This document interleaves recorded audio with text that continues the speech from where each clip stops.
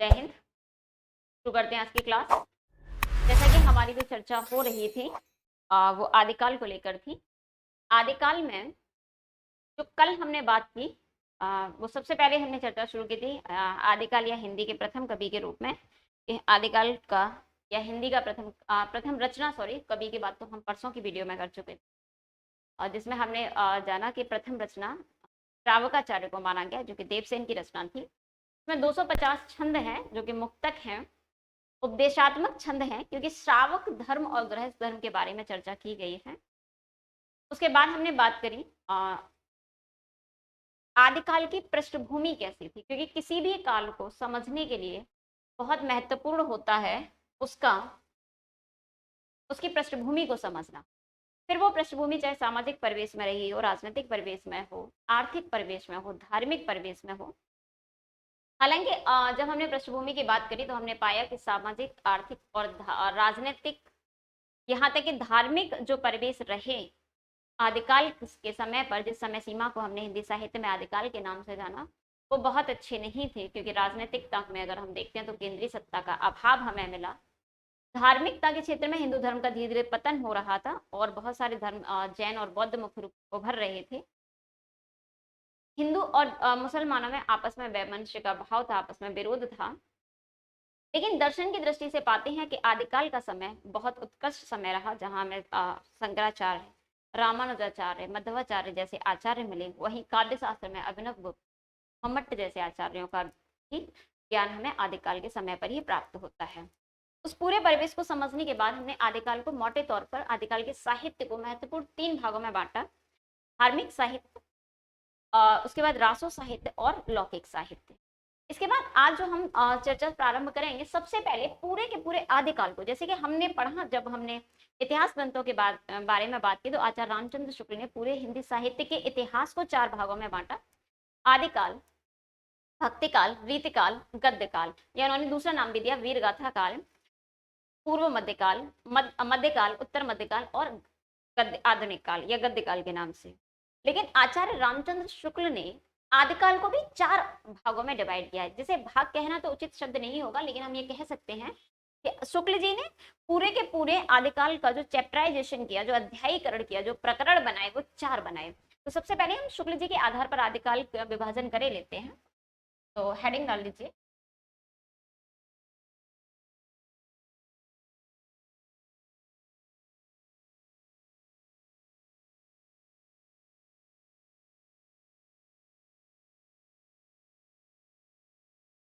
शुक्ल जी के अनुसार अनुसार आदिकाल का आदिकाल का विभाजन, या आप कह लीजिए आदिकाल का अध्यायीकरण, आदिकाल का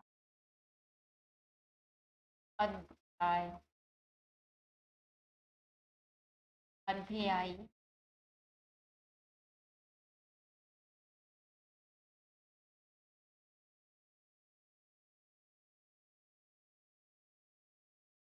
यानी शुक्ल जी ने आदिकाल को कितने भागों में बांटा? 4 भागों में, जिसे हम 4 अध्याय कह सकते हैं। जिसमें इन्होंने प्रकरण शब्द का प्रयोग करना ज्यादा बेहतर समझा, तो उनका पहला प्रकरण जो था, प्रकरण नंबर 1 और प्रकरण 2,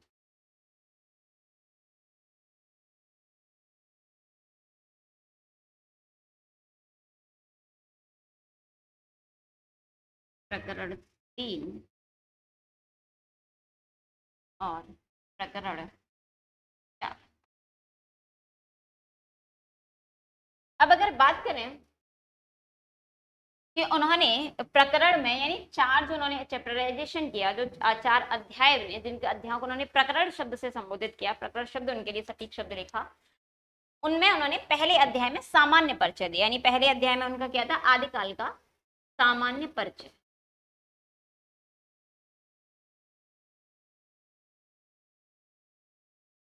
सामान्य परिचय। दूसरे प्रकरण में उन्होंने अपभ्रंश काव्य को रखा। अपभ्रंश काव्य।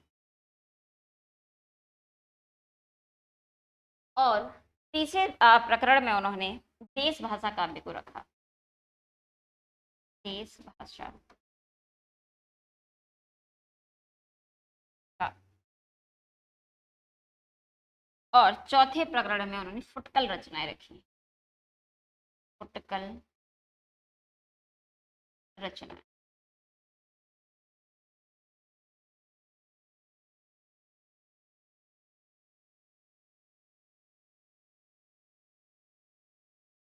आदिकाल को सामान्य परिचय को देते हुए उन्होंने कहा था कि जो आदिकाल है वो अनिर्दिष्ट प्रवृत्तियों लोक प्रवृत्ति का काल है। उनका एक बहुत फेमस स्टेटमेंट है, वाक्य जो अक्सर एग्जाम में आता है, कि आदिकाल को इन्होंने अनिर्दिष्ट अनिर्दिष्ट लोक प्रवृत्ति का काल कहा। अनिर्दिष्ट लोक प्रवृत्ति का काल।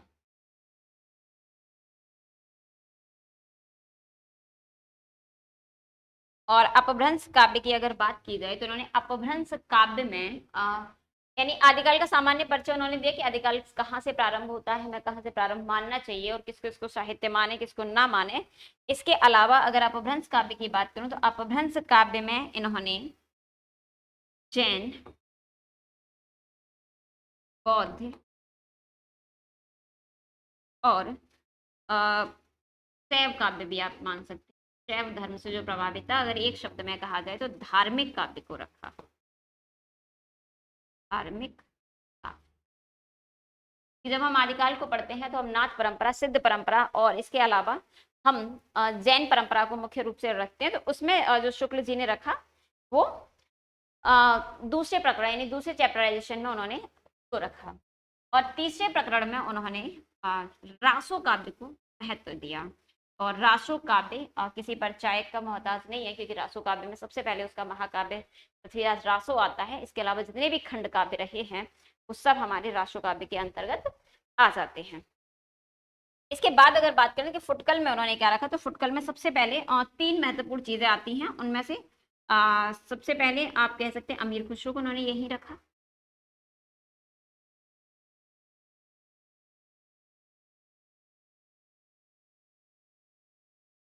इसके अलावा जो सदुक्कड़ी भाषा का काव्य था वो भी यहीं रखा गया इन्होंने, या हम कह सकते हैं अ, विद्यापति भी यहीं मिले हमें।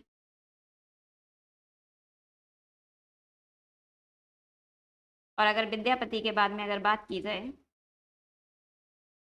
तो जो सदुक्कड़ी भाषा का काव्य था वो भी इन्होंने फुटकल ग्रंथों में ही रखा। सदुक्कड़ी भाषा काव्य यानी कि शुक्ल जी ने जो आदिकाल का 4 अध्याय में चैप्टराइजेशन किया, जिनको उन्होंने प्रकरण शब्द नाम दिया, तो उस प्रकरण में से उन्होंने पहले अध्याय में सामान्य से आदिकाल का परिचय दिया। और उनका एक बहुत फेमस वाक्य है कि आदिकाल अनिर्दिष्ट लोक प्रवृत्ति का काल है, अर्थात आदिकाल में बहुत सारी प्रवृत्तियां हैं, बहुत सारी प्रवृत्तियां विद्यमान है, किसी एक प्रवृत्ति पर नहीं चला। अपभ्रंश काल में दूसरा प्रकरण जो कि उन्होंने अपभ्रंश काव्य के नाम से जाना, उसमें उन्होंने महत्वपूर्ण रूप से धार्मिक काव्य का अगर एक शब्द में कहना चाहे तो वो दिया। और तीसरे प्रकरण में उन्होंने देश भाषा का काव्य या राशो काव्य को लेकर के हम बात कर सकते हैं। और चौथे प्रकरण में फुटकल रचनाएं जो थी, जिनमें हम अमीर खुसरो को रख सकते हैं। सबसे महत्वपूर्ण नाम है आदिकाल का अमीर खुसरो। विद्यापति की 2 महत्वपूर्ण रचनाओं की भी हम बात करें, हालांकि उन्होंने 14 रचनाएं लिखी, लेकिन 2 रचनाएं इस बात को सिद्ध करती हैं कि अभट्ट भी एक भाषा रही है। और सदुक्कड़ी भाषा का जो काव्य मिला वो भी हमें कहाँ से मिलता है, आदिकाल यानी शुक्ल जी ने सदुक्कड़ी भाषा के काव्य को आदिकाल के चौथे जो प्रकरण था, चौथा अध्याय था, उसमें रखा।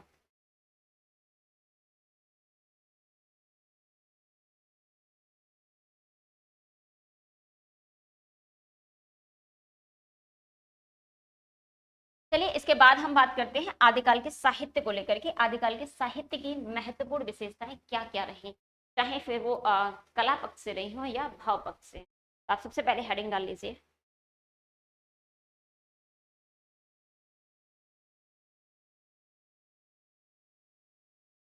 आदिकाल के साहित्य की विशेषताएं।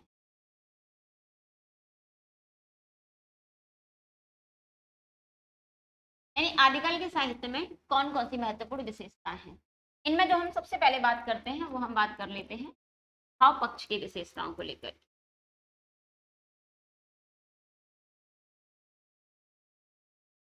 भाव पक्ष,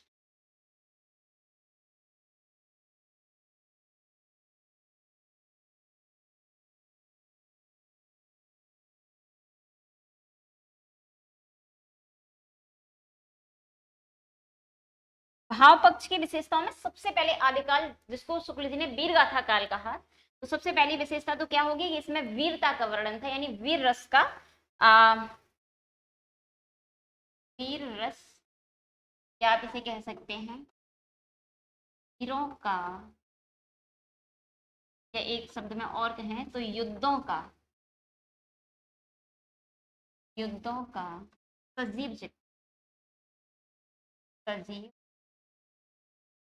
सजीव इसलिए क्योंकि जो कवि थे वो राजाओं के साथ युद्ध में जाते थे, फिर वहां जो अपनी आंखों से जो दृश्य देखते थे उसी को वो काव्यबद्ध करते थे। तो अगर बहुत ज्यादा ना हम पृथ्वीराज रासो की बात करें तो पृथ्वीराज रासो चंद्रवरदई ने लिखा, और चंद्रवरदई पृथ्वीराज रासो के साथ हर युद्ध में होते थे। यहाँ तक कि पृथ्वीराज रासो में ये भी लिखा गया कि एक थल जन्म एक थल मरण, यानी एक ही दिन वो पैदा हुए और एक ही दिन मरे। और जिस समय पृथ्वीराज रासो को मोहम्मद गौरी के द्वारा मारा गया उस समय चंद्रवर्ती उनके साथ थे वहां पर। तो युद्धों का यहाँ पे हमें सबसे पहले क्या मिलता है, सजीव वर्णन मिलता है। इसकी सबसे महत्वपूर्ण प्रमुख विशेषता ये, इसीलिए इसको आचार्य रामचंद्र शुक्ल ने वीर गाथा काल कहा और वीर काल भी विश्वनाथ प्रसाद जी ने कहा। दूसरी बात यह कि श्रृंगारिकता बहुत थी, यानी कि हम कह सकते हैं श्रृंगार रस या श्रृंगारिकता, श्रृंगारिकता की अधिक।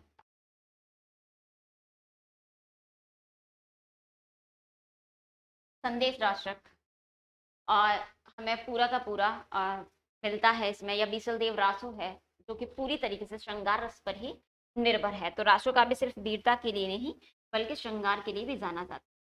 और इसके साथ साथ इसमें प्रकृति का वर्णन है, प्रकृति का वर्णन।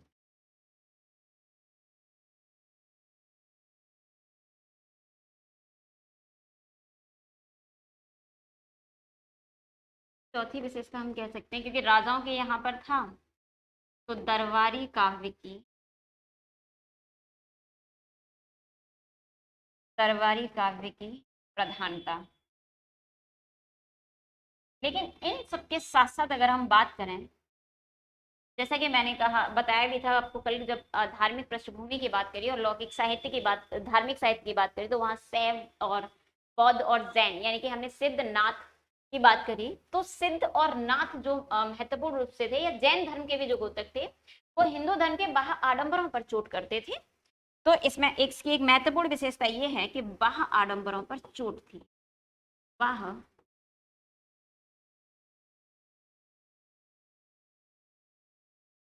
आडंबरों पर चोट। और ये जो चोट की जा रही है, जो कटाक्ष किया जा रहा था, वो महत्वपूर्ण रूप से नाथ, सिद्ध और जैन साहित्य के द्वारा किया।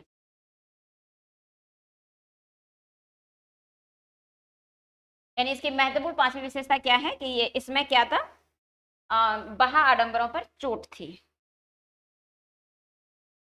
इसके साथ ही नारी के प्रति पहली बार संवेदनशीलता हमें नाथ साहित्य में मिलती है। और सॉरी, नाथों ने तो नारी को कामिनी के रूप में माना था। नारी के प्रति पहली संवेदनशीलता हमें अमीर खुसरो के काव्य में मिलती है। नारी के प्रति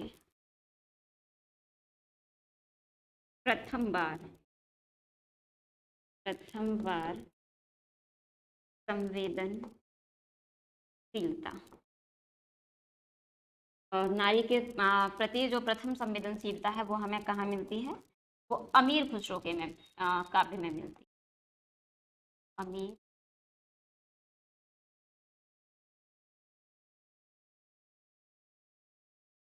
अमीर खुसरो की रचनाओं में कई जगह पे हमें नारियों के प्रति संवेदनशील नजरिया देखने को प्राप्त होता है। तो आदिकाल की महत्वपूर्ण विशेषता युद्धों का सजीव वर्णन, श्रृंगार रस की या वीर रस और श्रृंगार रस की प्रधानता थी। प्रकृति का भी वर्णन हमें मिलता है। तरवारी काव्य की प्रधानता थी। वहां आडंबरों पर चोट है, जो कि नाथ सिद्ध जैन, यानी जैसे कल आपको बताया था कि हिंदू धर्म में आडंबर बहुत ज्यादा थे, तो वो धीरे धीरे पतन की ओर जा रहे थे। और इसके साथ ही नारी के प्रति हमें संवेदनशीलता का भी बोध होता है। इसके आगे आगे लिखिए। नेक्स्ट, धर्म का सरल रूप आ रहा था। सरल रूप कहाँ से आ रहा था? हमें सरल रूप में जो बौद्ध धर्म या जैन धर्म के अनुसार था, धर्म का सरल और सजग रूप।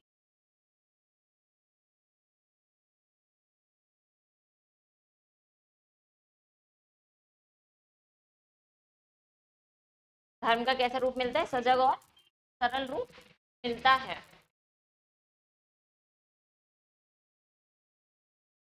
भोगवाद का विरोध भी मिलता है। भोगवाद का और भोगवाद का विरोध महत्वपूर्ण नाथों में मिलता है। हालांकि कहीं कहीं सिद्धों ने भी इसका विरोध किया है, लेकिन नाथ जो संप्रदाय रहा वो भोगवाद का विरोधी रहा। और एक महत्वपूर्ण विशेषता है, स्वस्थ मनोरंजन मिलता है। स्वस्थ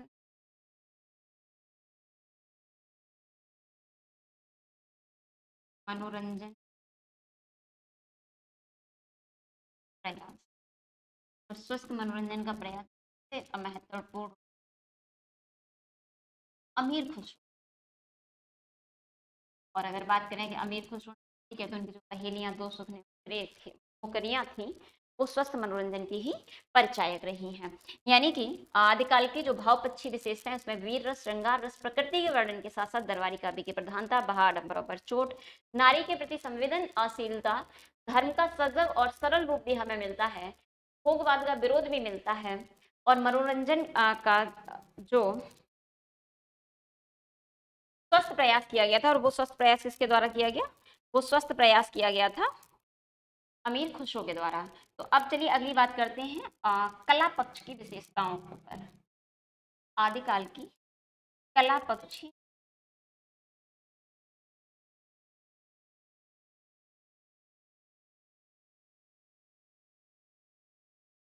आदिकाल की कला विशेष कला पक्ष की विशेषता में सबसे महत्वपूर्ण बात तो ये है कि आदिकाल में दोनों तरह के काव्य लिखे गए। दोनों तरह के काव्य का अर्थ ये है कि इसमें प्रबंध काव्य भी थे और खंड काव्य भी थे।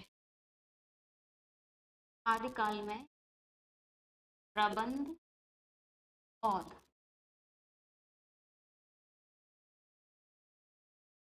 मुक्तक काव्य, दोनों प्रकार के काव्य लिखे गए। काव्य, अगर प्रबंध की बात करें तो प्रबंध में हमें महाकाव्य भी मिलता है और खंड काव्य भी। अगर महाकाव्य की बात की जाए तो एक सबसे महत्वपूर्ण काव्य मिलता है पृथ्वीराज रासो। पृथ्वीराज रासो। खंड काव्य के रूप में हम बीसल देव रासो को भी ले सकते हैं, और बाकी के बहुत सारे भी हैं, चाहे बीसल देव रासो रहा हो, चाहे हमारा संदेश रासो हो, संदेव रासो।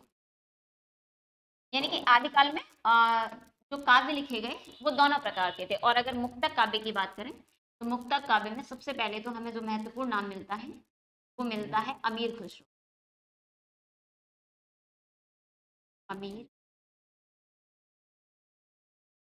इसके अलावा जो विद्यापति की पदावली रही,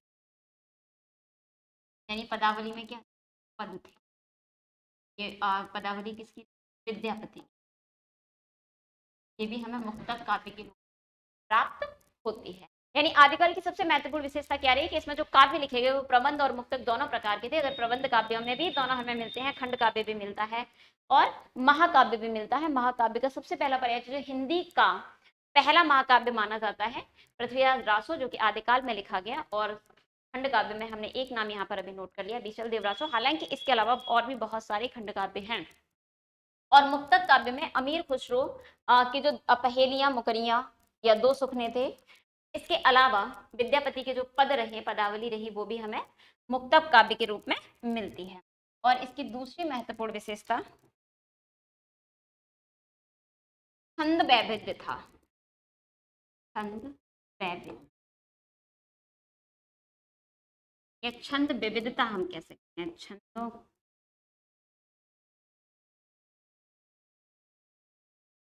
विविधता। अब छंदों की विविधता के बारे में अगर बात की जाए तो इसमें दोहा, चोरठा,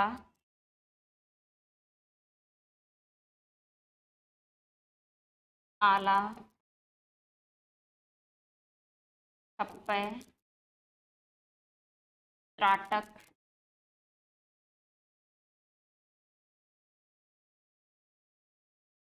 गाथा, ऐसे गुहा भी कई जगह कहा है। इस प्रकार के विभिन्न प्रकार के छंदों का प्रयोग किया गया है। यानी छंदों की विविधता है। दोहा, सोटा, आला, छप्पे, त्रोटक, गाथा आदि प्रकार के छंदों का भी वर्णन हमें आदिकाल में मिलता है।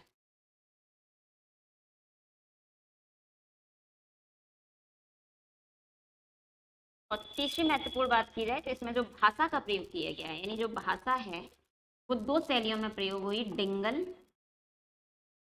और पिंगल। जो डिंगल शैली थी, अगले पेज,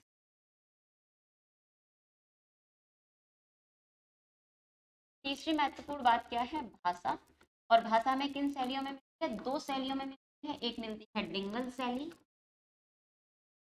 और दूसरी प्राप्त होती है पिंगल। अगर डिंगल शैली की बात की जाए तो डिंगल शैली का अर्थ था अपभ्रंश मिश्रित राजस्थान।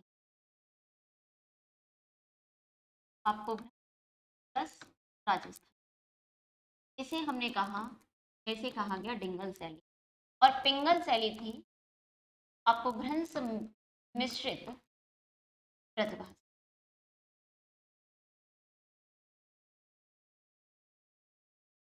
डिंगल शैली में बहुतायत हमें वीर रस का वर्णन, और जबकि पिंगल शैली श्रृंगार रस में बहुत अधिक।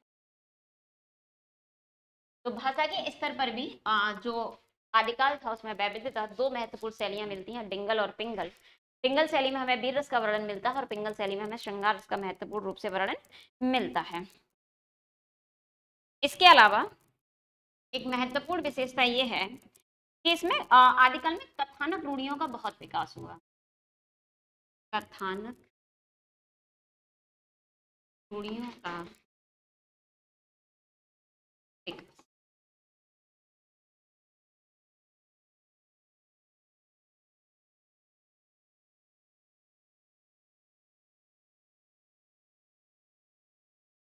चलिए, तो भाषा के साथ साथ इसमें कथानक रूढ़ियां भी हमें आदिकाल में मिलती हैं। तो विशेषताओं के बारे में हमने बात कर ली, भाव पक्ष और हमारी जो बात हुई वो कला पक्ष, दोनों विशेषताओं की बात हमने कर ली है। इसके साथ ही अगली हेडिंग डालिए, आदिकाल की सीमाएं। जिसमें विशेषताएं हैं वहां पर सीमाओं का होना तय है। अगली हेडिंग डालिए, आदिकाल साहित्य की सीमाएं।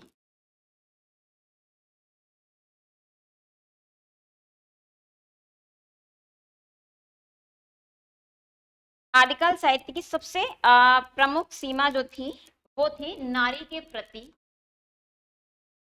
असंतुलित नजरिया। नारी के प्रति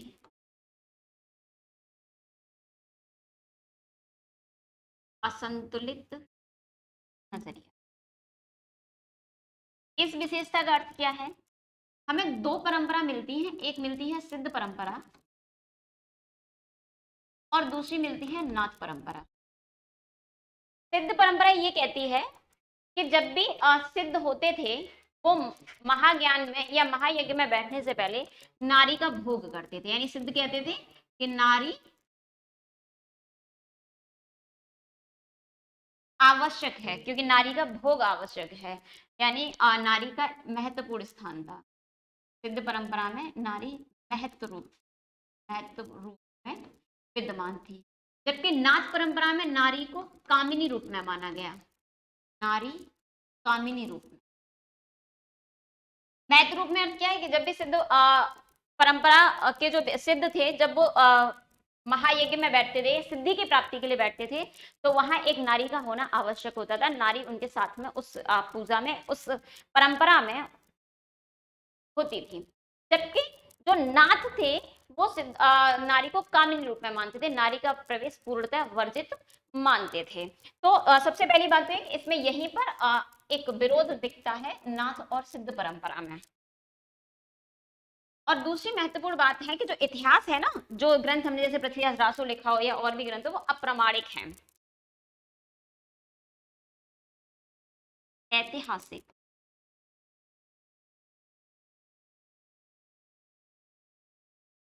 अप्रामाणिकता यानी दूसरी महत्वपूर्ण सीमा हमें क्या मिलती है आदिकाल के साहित्य में, कि जो ऐतिहासिकता है वो अप्रामाणिक है। ऐतिहासिकता कैसी है? अप्रामाणिकता है।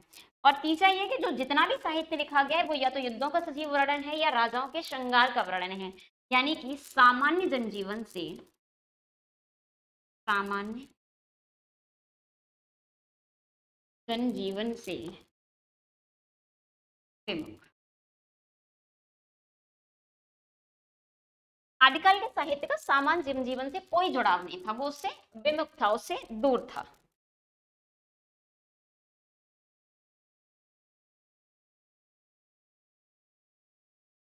राष्ट्रीयता की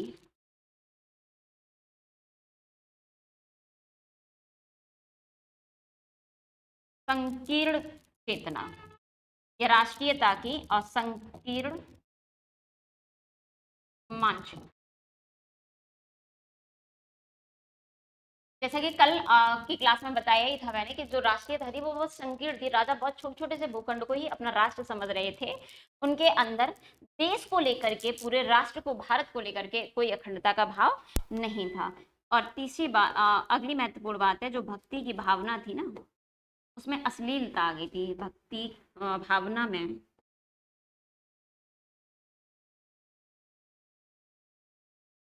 अश्लीलता का मिश्रण, और ये अश्लीलता का मिश्रण जो हमें मिलता है वो विद्यापति की पदावली से।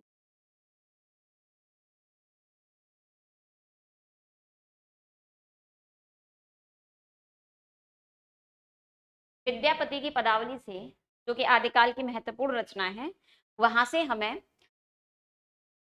जो भक्ति भावना है उसमें अश्लीलता का फोटो हमें देखने को मिलता है, अश्लीलता के लक्षण उसमें दिखाई देते हैं।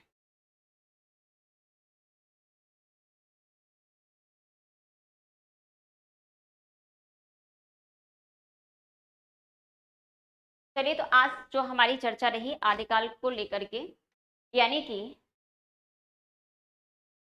कल हमने आदिकाल की पृष्ठभूमि और आदिकाल के साहित्य को एक मोटे तौर पर डिवाइड कर लिया था। आज हमने आदिकाल के विषय में, जो आचार्य रामचंद्र शुक्ल ने आदिकाल को महत्वपूर्ण 4 अध्यायों में किया, जो उन्होंने चैप्टराइजेशन किया, वो 4 भागों में किया। पहले अध्याय में आचार्य रामचंद्र शुक्ल ने सामान्य परिचय को लिखा, जिन्होंने आदिकाल को अनिर्दिष्ट लोक प्रवृत्ति का काल कहा। दूसरे अध्याय में उन्होंने अपभ्रंश काव्य को रखा, जिसमें उन्होंने जैन, बौद्ध और शैव काव्य, यानी कि जिसे हम कह सकते हैं नाथ काव्य की बात कही। तीसरे प्रकरण में उन्होंने देश भाषा का काव्य का, जिसमें महत्वपूर्ण तौर से रासो काव्य आता है। और चौथे चैप्टर में उन्होंने फुटकल काव्य, जिसमें अमीर खुसरो, विद्यापति या सदुक्कड़ी भाषा में जितनी रचनाएं हुई उसकी बात उन्होंने 4th चैप्टर में की। उसके बाद हमने बात की कि आदिकाल की विशेषताएं कौन कौन सी हैं। तो इन विशेषताओं को 2 भागों में बांटा, एक भाव पक्ष की विशेषता और दूसरी कला पक्ष की विशेषता। तो भाव पक्ष की विशेषता में सबसे पहली बात आती है कि वीर रस और श्रृंगार रस का वर्णन था। क्योंकि होता क्या था कि जो कवि थे वो राजाओं के साथ जाते थे, इसलिए युद्धों का सजीव वर्णन मिलता है। राजाओं को युद्धों के बाद जब वो आते, जितने भी राज्य में रहते थे, तो राजाओं को प्रसन्न करने के लिए वो श्रृंगार रस का भी रचनाओं का रचते थे। प्रकृति का वर्णन मिलता है, आलम्बन और उद्दीपन दोनों रूपों में प्राप्त होती है। दरबारी काव्य की प्रधानता है, क्योंकि जितने भी कवि हमें मिलते हैं वो कहीं ना कहीं किसी न किसी राजा के आश्रित कवि रहे हैं। अधिकांश कवि, हालांकि नाथ सिद्ध परंपरा या जैन धार्मिक ग्रंथ एक अलग मुद्दा है। वहां आडंबरों पर चोट है जो कि नैथ साहित्य और जैन के द्वारा की गई। नारी के प्रति पहली बार संवेदनशीलता है, लेकिन ये संवेदनशीलता जो है अमीर खुसरो की रचनाओं में मिलती है, क्योंकि सिद्ध परंपरा में नारी को अनिवार्यतः रूप में माना गया है केवल सिद्धि प्राप्ति के साधन के लिए, और नाथ परंपरा में उसे वर्जित माना गया है। धर्म का सजग और सरल रूप मिलता है। सरल रूप से अर्थात ये बाह्य आडंबरों का जहां विरोध है, धर्म को सहजता के रूप में अपनाया गया है। भोगवाद का विरोध सबसे ज्यादा नाथों ने किया, और स्वस्थ मनोरंजन की जो प्रयास किया वो अमीर खुसरो की पहेलियां मुकरियों से हमें प्राप्त होता है।